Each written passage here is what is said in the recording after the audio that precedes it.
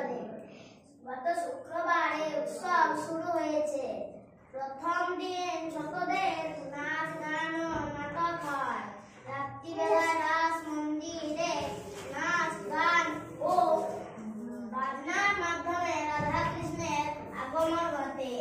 ঠাকুরের আগমন দিন ধরেই চলে।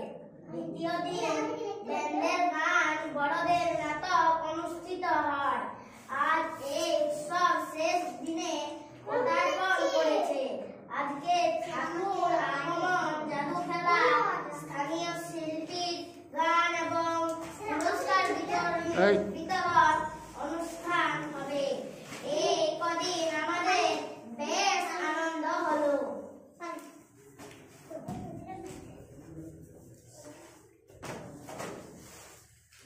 হাটতলায় রাস উৎসব হয়। এই উৎসব 3 দিন ধরে চলে। গত শুক্রবার এই উৎসব শুরু হয়েছে। প্রথম দিন ছোটদের নাচ গান ও নাটক হয়। রাত্রিবেলায় রাস আর মন্দিরে নাচ গান ও বাজনার মাধ্যমে রাধা কৃষ্ণের আগমন ঘটে। ঠাকুরের আগমন 3 দিন ধরেই চলে।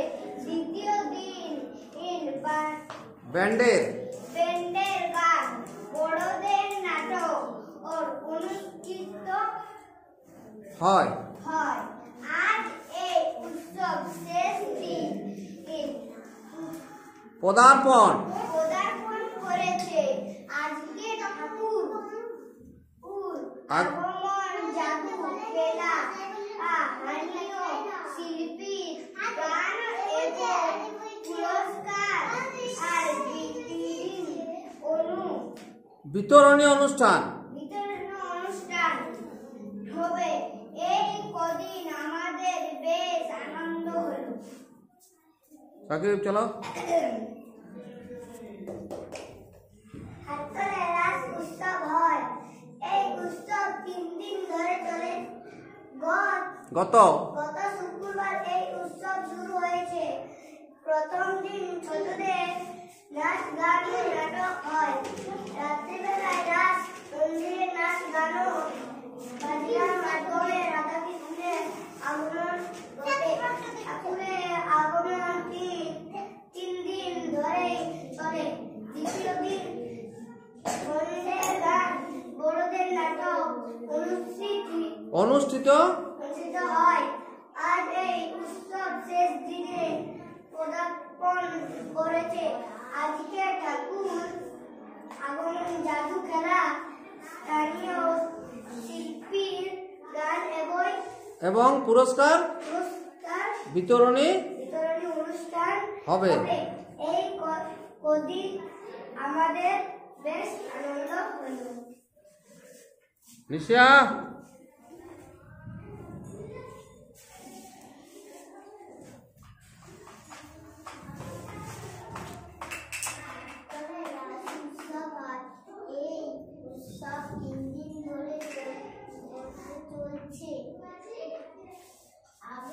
গত শুক্রবার শুরু হয়েছে।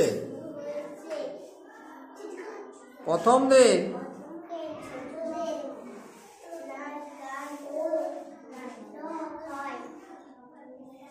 রাত্রিবেলায়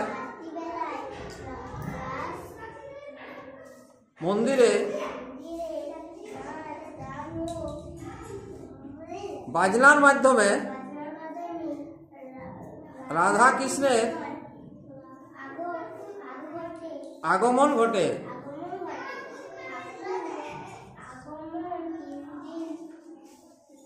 ধরেই চলে। দ্বিতীয় দিন ব্যান্ডের গান অনুষ্ঠিত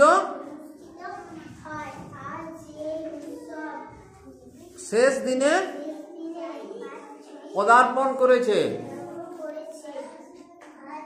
আজকে আগমন, জাদু খেলা, স্থানীয় শিল্পীর গান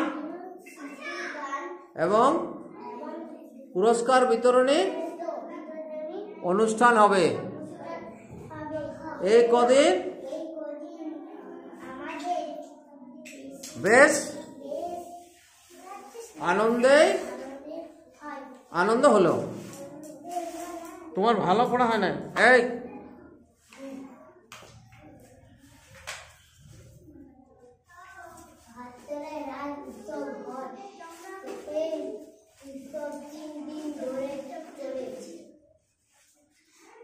গত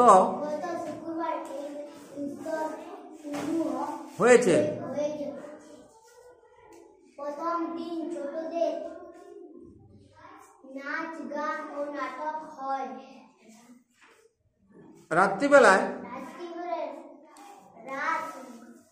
মন্দিরে নাচ গান ও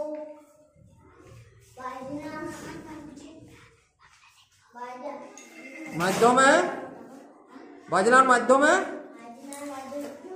ওটা মাধ্যমে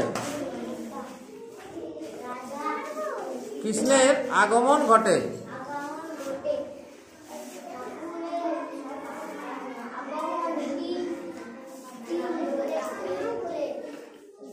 দ্বিতীয় দিন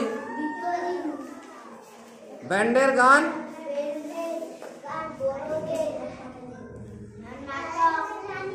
অনুষ্ঠিত উৎসব পদার্পণ করেছে।